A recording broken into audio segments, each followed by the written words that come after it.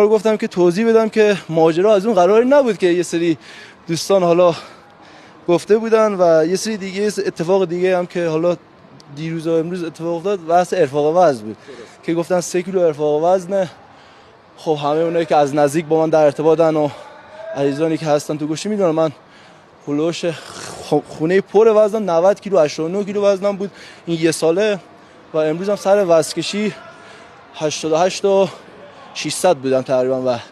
آقای روانی حتی 300 400 کیلو از من سنگین درم. و حالا یه سری دوستان باز گفتن آقا به خاطر سنگینی وزن کاملا این اتفاق افتاد که من همینجا اعلام میکنم واقعا این حرفا نیست و سعی کنن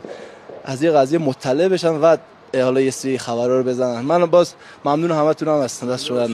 حالا پیش بینی شاید کار درستی نباشه، خودت شرایط چطور می تو زاگرب؟ خب حالا من همیشه توی